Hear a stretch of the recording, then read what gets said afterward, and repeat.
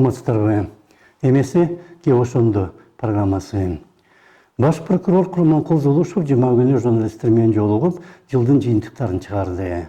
Анын айтымында коронавирустун пандемиясы жана аны менен байланыштуу киргизилген карантинден кылмыштардын жалпы саны азайган, бирок ага карабай оор кылмыштардын саны өсүп кеткен.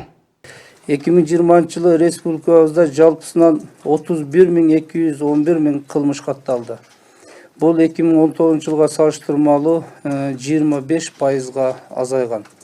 Ошол эле мезгилде өзгөчө оор кылмыштардын саны 19 жылга салыштырмалуу бул 3031 кылмышка өскөндө, быйыл 2055 кылмыштан. Коррупцияга каршы күрөшүү боюнча 1 октябрдан 5 февралга чейин 2 миллиард 99 миллион 472 миң сомдук прокурорлук актылардын негизинде коррупциялык иштер аныкталды. Зулушев башкы прокуратуранын ишине да токтолду жана Конституциянын жаңы редакциясына прокурорлорго тергөө жүргүзүү укугу кайра кайтарылып жатканын айтты. Ошол эле учурда прокурорлор калыс болбостон соттордун чечими аларга жакпаса, өз кызматтык абалынан пайдаланып, кандай улустун чечимге каршы арыз бергени адилеттикке жатпайт деди. Азыр өзүңүздөр билесиздер, жарандык ишпи, кылмыш ишпи эгерде соттон актала турган болсо, же сот туура чечим чыгарса деле прокурорлор тарабынан аны жогорку инстанцияларга сунуш берүү менен көптөгөн иштер создуктурулуп, адамдардын укугуна доо кетип атат да. Ошондуктан эгерде прокурорлорго талап коюлду, келтирилген сунуш мыйзамдуу болсо, келтириле турган талап болсо, сунуш келтириш керек. Жогорку соттун төрайымы Гүлбара Калиева менен байланыштуу соттор кеңешинин алдындагы тартип комиссиясына кагаз жөнөтүлгөнү жана алар макул болсо эле Калиева жоопко тартылаары тууралуу айтылды. Азырынча Калиева айым ооруп жатат. Ал ортодо УКМК ага дагы бир күнөө коюуга үлгүрдү. Жогорку сот болсо кимдир бирөөнүн күнөөлүү экенин сот гана аныктай алат деген турумда. Бул жогорку соттун алдында адилет сот мекемеси тарабынан жергиликтүү сот АИС дейт.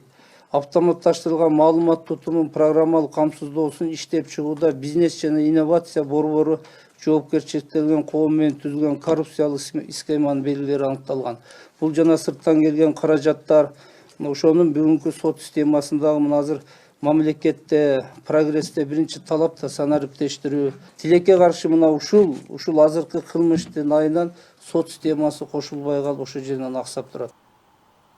Андан тышкары Зулушев Атамбаевдин президенттиги учурунда курула баштаган түндүк-түштүк жолу же датка менен кемин ортосунда чубалга тартылганы учурундагы коррупциялык иштер жана 17 жылдын 16 январында аэропорттун жанындагы дача суу айылына кулап түшкөн Боингдин айланасындагы иштер аягына чейин иликтенбей жатканына токтолду.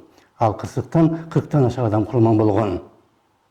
Бүгүнкү күндө дача суу боюнча, альтернативалык жол боюнча, датка кемин боюнча кылмыш иштерин биз аягына чыгарышыбыз керек сөзсүз түрдө. Дача суу боюнча тапшырмалар берилип атат, бирок тергөө жылбай атат. Анткени прокуратурада тергөө жок. Биз көзөмөл кылабыз, сунуш кылабыз, тергөөнү өзүбүз кыла албайбыз да. Эгерде тергөө бизге өтө турган болсо, өзүбүз көзөмөлгө алып, бул ишти жыйынтыгын чыгарса болот. ТЭЦте авария болбосо, аны модернизациялоо учурундагы коррупция ачыкталбай калмак деген сыяктуу, ал Боинг кулап түшпөгөндө Манас аэропорту аркылуу канчалык контрабанда өтүп жатканы тууралуу дагы эч ким билбей калмак. Ал контрабандага аэропорттун жетекчилигинен тышкары мамлекеттин эң жогорку бийлигине жакын адамдар катышкан тууралуу айтылууда. Бул иш менен байланыштуу ага буту колу менен киргендерден тышкары аны жашырып жапкан эки мурдагы премьер-министр Мухаммедкалый Абылгазиев менен Кубатбек Бороновдун дагы ысымдары аталып кетиши мүмкүн. Бири ал кезде биринчи вице-премьер, экинчиси өзгөчө кырдаалдар министри болгон. Алар кийин жогорку кызматка дайындалганы да дал ошол себептен болушу толук ыктымал. Бирок кыңыр иш 40 жылда дегендей, ал контрабанда дагы ашкереленери мүмкүн. Ошондо саламат калыңыздар.